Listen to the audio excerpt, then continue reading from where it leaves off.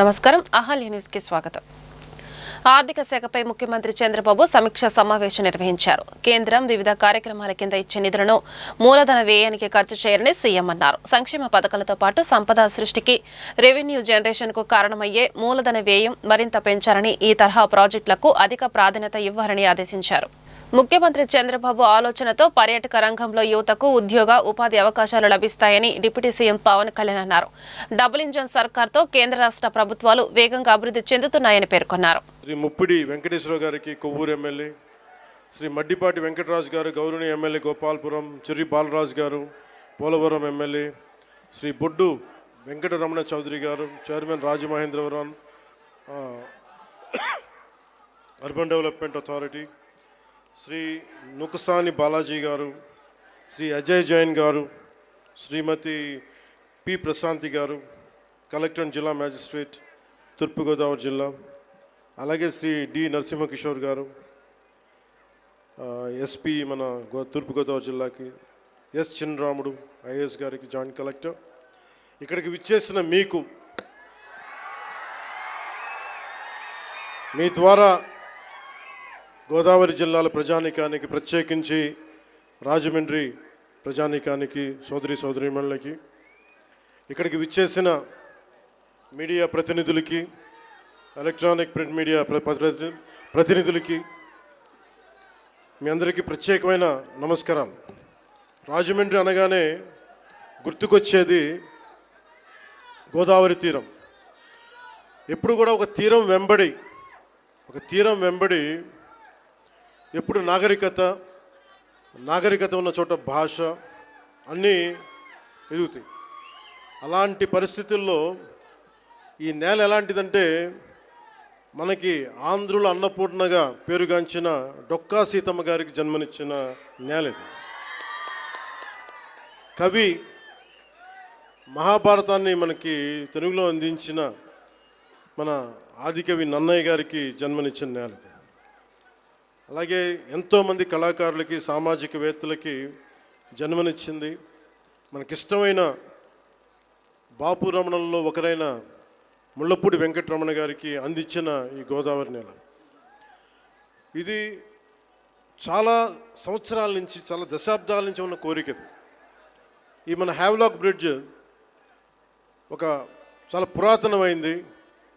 దీనిని వాడకుండా వదిలేసాం. దీన్ని ఎలా చేయాలి అనేది చాలామంది ప్రజల ఆకాంక్ష, గోదావరి జిల్లా ప్రజల ఆకాంక్ష. మనం అడిగిన వెంటనే దీన్ని ఒక టూరిజం కింద ఒక మంచి ప్రాజెక్ట్ చేయాలంటే ఈ రోజున ఇది ఒక్క ప్రాజెక్టేగా దాదాపు 430 కోట్ల రూపాయలు పెట్టి 7 ప్రాజెక్టులను ఈ రోజున ఆంధ్రప్రదేశ్ మొత్తం మీద పనులు ప్రారంభిస్తున్నాం. ఈ రోజున దాటి మీద కొన్ని ఏమో ఇవి ప్రణాళికలు సిద్ధం కావడం, కొన్ని ఏమో పనులు పూర్తి అవ్వడం, ఇలా చేస్తూ ఉన్నాం. దాంట్లో ముఖ్యమైనది ఈరోజు మనకి అఖండ గోదావరి ప్రాజెక్ట్. ఈ అఖండ గోదావరి ప్రాజెక్టులో 2024 ఎన్నికల సమయంలో ఎన్డీఏ కూటమి నిర్ణయించుకుంది ఈ రాష్ట్రాన్ని అన్ని రంగాల్లో సమగ్ర అభివృద్ధి సాధించేలా పనిచేయాలని. దాంట్లో భాగంగానే గౌరవ ముఖ్యమంత్రి శ్రీ నారా చంద్రబాబు నాయుడు గారు ఆ రోజు మేమందరం కూటమి భాగస్వాములు అందరూ అనుకొని ప్రతిదీ కూడా ముఖ్యంగా పర్యాటక రంగంలో ఎక్కువగా యువతకి ఎక్కువ ఉపాధి అవకాశాలు ఉంటాయి. అంటే మీరు ఊహించుకొని దీనికే ఈ చేస్తున్న ఈరోజు ప్రాజెక్టుకి ముందుగా స్టార్ట్ అయితే దాదాపు ఒక 800 మందికి ఎంప్లాయ్మెంట్ దొరుకుతుంది దీనివల్ల. ఇవన్నీ కాకుండా దాదాపు 4 లక్షల మంది, పూర్తయితే 4 లక్షల మంది కనీసం సంవత్సరానికి పర్యాటకుల మినిమం అని, అంతకుమించి పైకి వెళ్ళే అవకాశాలు చాలా ఎక్కువ ఉన్నాయి. దీనికి గౌరవ ప్రధానమంత్రి గారు నరేంద్ర మోదీ గారు ప్రత్యేకించి ఇందాక సోదరి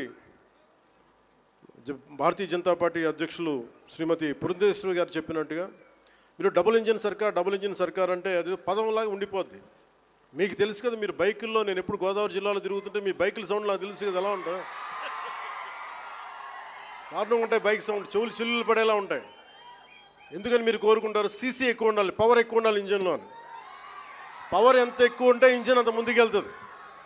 అలాగే డబుల్ ఇంజన్ సర్కార్ అంటే ఇక్కడ మనం శక్తివంతమైన మనకి ప్రభుత్వం ఉన్నప్పటికీ కూడా కేంద్రంలో కూడా అంతే, దానికి మించి దానికి 100 ఇంతులు మించిన శక్తివంతమైన నాయకులు, శక్తివంతమైన ప్రభుత్వం ఉంటే మనకి ప్రాజెక్టులు చాలా అవలీలుగా అవుతాయి, వెంటనే చాలా తొందరగా పూర్తి చేయొచ్చు.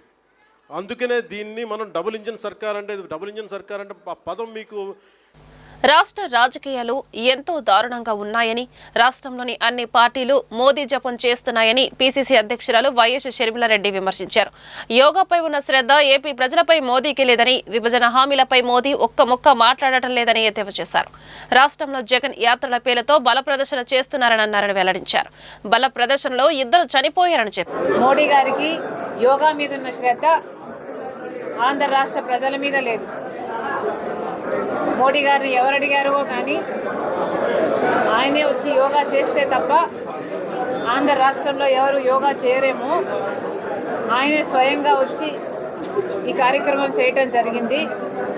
పైగా మోడీ గారు ఈరోజు పేపర్లో చూస్తే మోడీ గారు దేశం అంతటిలో కంటే ఆయనకు ఆంధ్ర రాష్ట్రంలో ఈ యోగా కార్యక్రమంలో పాల్గొంటే చాలా తృప్తిగా ఉంది అట. చాలా సంతోషం సార్, మీకు చాలా తృప్తిగా ఉంది. మరి ఆంధ్ర రాష్ట్ర ప్రజల తృప్తి గురించి ఏమిటో కూడా మోడీ గారు సమాధానం చెప్పాలి. యోగా కోసం రమ్మని ఎవరు అడగలేదు, ఆయన చేతులు ఊపుకుంటూ వచ్చారు. మోడీ గారు యోగా చేశారు, బాగానే ఉంది. కానీ ఆంధ్ర రాష్ట్రానికి ఇచ్చిన విభజన హామీలలో ఏ ఒక్క హామీ గురించి అయినా మోడీ గారు మాట్లాడి వెళ్ళారా అంటే ఒక్క మాట కూడా ఆంధ్ర రాష్ట్ర ప్రజలకు భరోసా కలిగించేదిగా లేనే లేదు. 10 సంవత్సరాలు ప్రత్యేక హోదా ఇస్తామన్నారు మోడీ గారు, దాని గురించి ఊసే లేదు.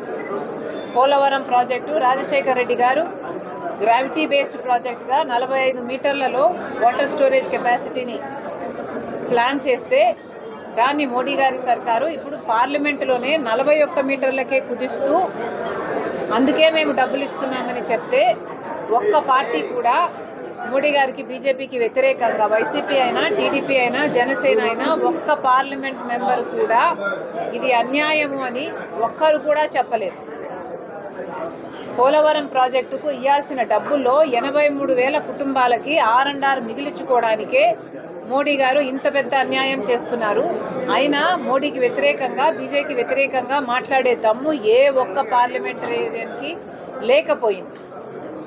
పోలవరం ప్రాజెక్టు అలా నాశనం చేస్తుంటే రాజధాని పూర్తి నిర్మాణం కేంద్రం బాధ్యత అన్నది ఆంధ్ర రాష్ట్ర ప్రజలకు విభజన హక్కుల్లో ఒకటైతే ఇప్పుడు మోడీ గారు ఆంధ్ర రాజధాని కోసం 11 సంవత్సరాలుగా ఏమి చేయకపోగా ఇప్పుడు ఇస్తున్నారు అప్పులు. ఎవరు అడిగారు అప్పులు? మాకెందుకు ఇస్తున్నారు అప్పులు? మాకు నిధులు ఇచ్చి రాజధాని కట్టాలి అన్నది మీ ఒప్పందం అయితే న్యూఢిల్లీని తలపించే రాజధాని కడతామని మోడీ గారు ఎలక్షన్ల ముందు చెప్తే మరి ఆ మాటలన్నీ ఏమైపోయినాయి? మాకు అప్పులుగా ఎందుకు ఇస్తున్నారో మోడీ గారు ఒక్క సమాధానం కూడా చెప్పలేదు. పోనీ విశాఖ స్టీలుకు సంబంధించి ప్రైవేటైజ్ చేయబోము, ఈ నిర్ణయాన్ని సంహరించుకుంటున్నాము అని ఒక్క మాట కూడా చెప్పి వెళ్ళలేదు. ఇలా ఒక్కటంటే ఒక్క హామీ కూడా ప్రజలకు నెరవేరుస్తున్నట్టు, ఆంధ్ర రాష్ట్ర ప్రజలకు నెరవేరుస్తున్నట్టు చెప్పకుండా వచ్చారు, యోగా చేశారు, అందరూ కలిసి యోగా చేసుకున్నారు, వెళ్ళిపోయారు. ఇది ఏమైనా భావ్యంగా ఉందా? ఆంధ్ర రాష్ట్రంలో ఏం జరుగుతుంది? ఇంత అన్యాయం చేశారే. 11 సంవత్సరాలుగా విభజన హామీలలో ఏ ఒక్కటైనా ఆంధ్ర రాష్ట్ర ప్రజలకు ఇవ్వలేదు. ఈరోజు కనీసం మాకు చెప్పుకోవడానికి ఒక రాజధాని కూడా లేదు, మా బిడ్డలకు ఉద్యోగాలు లేవు, రైతులు మద్దతు ధర లేదని గగ్గోలు పెడుతున్నారు, ఆత్మహత్యలు చేసుకుంటున్నారు. ఒక్కరైనా ఎవరైనా పట్టించుకుంటున్నారా? ఎవరైనా ఈ సమస్యల మీద ఒక్కరైనా అధికారంలో ఉన్నవారైనా లేకపోతే అసెంబ్లీకి వెళ్ళి వైసీపీ జగన్మోహన్ రెడ్డి గారైనా ప్రతిపక్షంలో ఉండి ఎవరైనా ప్రశ్నిస్తున్నారా? మరి ఆంధ్ర రాష్ట్ర ప్రజల సంగతి ఏమిటి? ఎవరి పార్టీకి వాళ్ళు రాజకీయాలు చేసుకుంటున్నారు, ఎవరి పార్టీకి వాళ్ళు మోడీతో అయితే నైస్గా ఉంటున్నారు వాళ్ళ స్వప్రయోజనాల కోసం. జగన్మోహన్ రెడ్డి గారు కూడా ఒక్క మాట కూడా మోడీకి వ్యతిరేకంగా ఈ రోజు వరకు అధికారం పోయినాక కూడా మాట్లాడటం లేదు. రాజశేఖర రెడ్డి గారి కొడుకై ఉండి రాజశేఖర రెడ్డి గారు బీజేపీ పార్టీని ఎంతగా వ్యతిరేకించారో కల్లారా చూసి కూడా జగన్మోహన్ రెడ్డి గారు మెడలు వంచి ప్రత్యేక హోదా తెస్తాను అని అధికారంలోకి వచ్చిన జగన్మోహన్ రెడ్డి గారు మోడీకి దత్తపుత్రుడిగా మారాడు. అప్పటి నుంచి ఇప్పటి వరకు మోడీతో అక్రమ పొత్తే పెట్టుకున్నారు. ఇక చంద్రబాబు గారు, పవన్ కళ్యాణ్ గారు అయితే ఏకంగా కూటమే కట్టారు. రాత్రి పడ్డ గోయిలోనే మళ్లీ పగలు పడ్డానికి సిద్ధపడ్డారు. సైబర్ క్రైమ్స్ పై ఏపీలో ఎక్కువగా ఫిర్యాదులు వస్తున్నాయని Andhra Pradesh assembly deputy speaker Raghurama Krishnam Raju పేర్కొన్నారు. గురువారం ఏపీ అసెంబ్లీ కమిటీ హాల్లో రఘురామకృష్ణంరాజు నేతృత్వంలో పిటిషన్ల కమిటీ సమావేశం జరిగింది. పిల్లలు, మహిళలు బెట్టింగ్ యాప్ల బారిన పడుతున్నారని వెల్లడించారు. టెక్నాలజీ ద్వారా ప్రజలను నిండా ముంచేస్తున్నారని అన్నారు. పిటిషన్ కమిటీలో సైబర్ క్రైమ్, బెట్టింగ్ యాప్లపై చర్చించామని తెలిపారు. ఏపీలో ఆన్లైన్ జూదం నివారణకు ఎలాంటి చట్టాలు అమలు చేయాలనే విషయంపై చర్చించామని తెలిపారు. శాసనసభ పని దినాలు పెంచాలనే పిటిషన్లు కూడా ప్రజల నుంచి వస్తున్నాయని వెల్లడించారు. ఇకపై ప్రతి 15 రోజులకు ఒకసారి పిటిషన్ల కమిటీ సమావేశమై ప్రజా సమస్యల పరిష్కారానికి కృషి చేస్తామని కృష్ణంరాజు అన్నారు.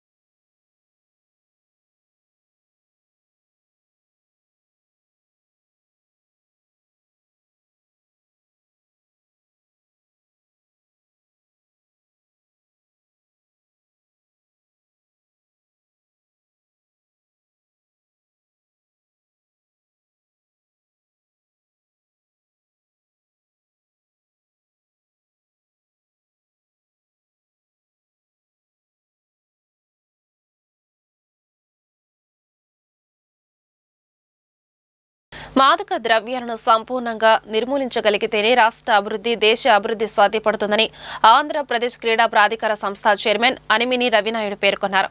ఈ మహమ్మారిని కూకటి వేళ్లతో ప్రకటించాల్సిన సమయం ఆసన్నమైందని అందరి భాగస్వామ్యంతో తరిమికొట్టాలని పిలుపునిచ్చారు.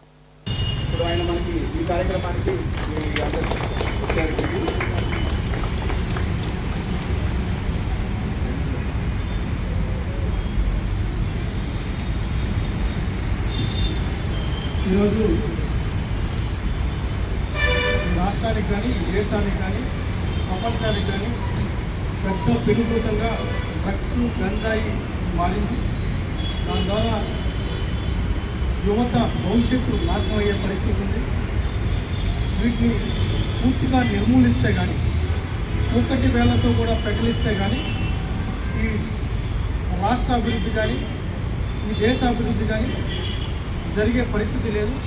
ముఖ్యంగా యువత, ఈరోజు మంచి భవిష్యత్తు ఉండాల్సిన యువత, ఆ కుటుంబానికి చూసుకోవాల్సిన యువత, ఆ రాష్ట్రాన్ని అభివృద్ధి వైపులో నడపాల్సిన యువతని ఈ చెడు వ్యసనాలకు పక్కదారి పడడం వల్ల వాళ్ళు అనుకున్న గోల్స్ రీచ్ చేయలేని పరిస్థితిలో ఈరోజు నెలకొనింది. మీరు చూసే ఉంటారు, గత 5 సంవత్సరాల్లో ఈ రాష్ట్రంలో కూడా విపరీతంగా గంజాయి మహమ్మారి వినుపోతంలాగా మారి గ్రామ స్థాయి వరకు వెళ్ళి అక్కడున్న యువతను ఇబ్బంది పెట్టి దానికి లోపరుచుకొని ఈరోజు దాంట్లో అన్ని రకాల వ్యక్తులు భాగస్వాములు అవ్వడం జరిగింది. తద్వారా చాలామంది యువత అయితే ఎంత ఇబ్బంది పడ్డారో అంత ఇబ్బంది పడ్డారు. ముఖ్యంగా ఆడబిడ్డలు. ఒక ఉదాహరణ, ఆ రోజు లోకేష్ గారు పాదయాత్ర చేస్తున్నప్పుడు చంద్రగిరి నియోజకవర్గానికి సంబంధించి చంద్రగిరిలో ఒక తల్లి ముసుకేసుకొని వచ్చింది లోకేష్ గారిని కలవాలి. సరే ఎందుకు వచ్చింది తెల్లారితో 5 గంటల కాడ వచ్చినప్పుడు లోకేష్ గారు కలవడానికి, సరే ఎందుకు ఏ బాధలో వచ్చిందో ఏ కష్టంలో వచ్చిందో ఆ తల్లి అని చెప్పి కలవడానికి ఆయన కిందకి వచ్చారు. ఆ ముసుగు తీసి ఆమె చెప్పింది ఏంటంటే, నా ఇద్దరు ఆడబిడ్డల్ని 10వ తరగతి చదువుతున్న ఇద్దరు ఆడబిడ్డల్ని, ఒక బిడ్డని అక్కడున్న ఎవరైతే లోకల్గా ఉన్న ఒక నాయకుడు, ఒక పార్టీకి చెందిన వ్యక్తి ఆ బిడ్డకు గంజాయి డ్రగ్స్ అలవాటు చేసి లోపరుచుకొని ఆ అమ్మాయి జీవితాన్ని నాశనం చేశారు, మా బిడ్డల జీవితాన్ని నాశనం చేశారు. మాకు ఏమవుతుంది సార్, ఎడిక్షన్ సెంటర్లో జాయిన్ చేయించి మా బిడ్డల్ని కాపాడండి అని చెప్పి ఆ తల్లి ఆ రోజు పెట్టిన కన్నీరు ఇప్పటికీ మాకు గుర్తుంది. అలాంటి పరిస్థితి ఏ తల్లికి రాకూడదు, ఏ ఆడబిడ్డకి రాకూడదు, ఏ ఆడబిడ్డ ఎవరి ద్వారానూ ఇబ్బంది పడకూడదు. దానికోసమే గౌరవ ముఖ్యమంత్రి నారా చంద్రబాబు నాయుడు గారు ఉక్కు పాదంతో కూడా ఈ గంజాయిని అణగదొక్కాలని లీగల్ ఫోర్స్ని తీసుకొని రావడం జరిగింది.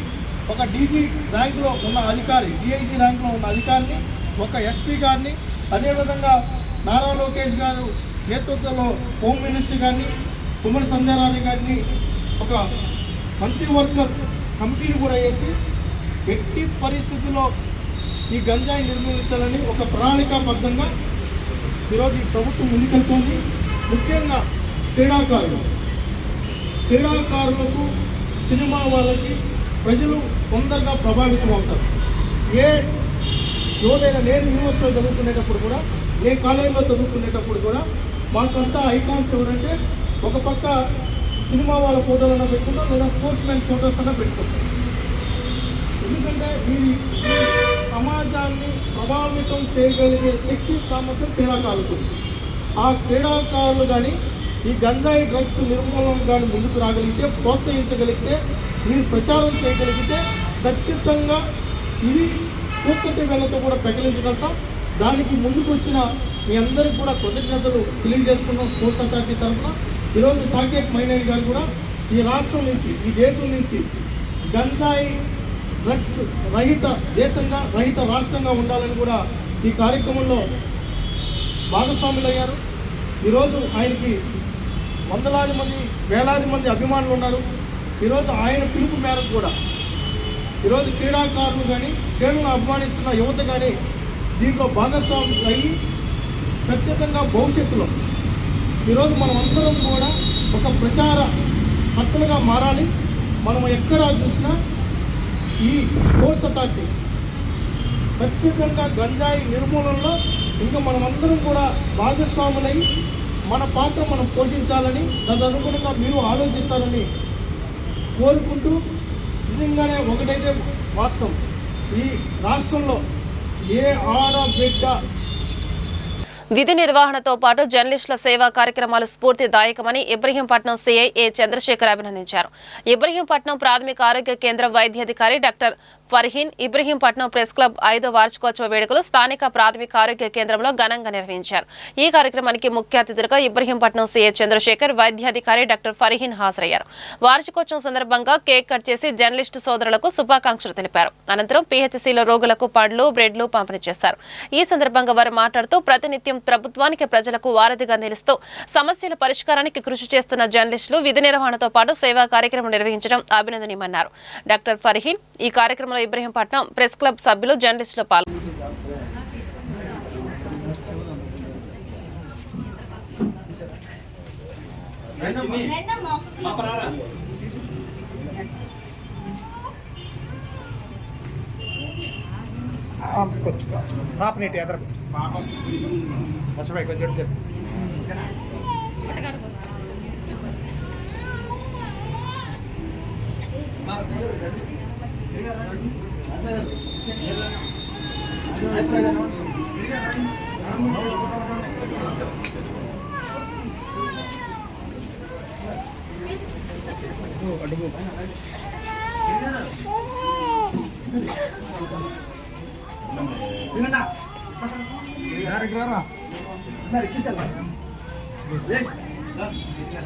ఈ వార్తలు ఇంతటితో సమాప్తం. నమస్కారం.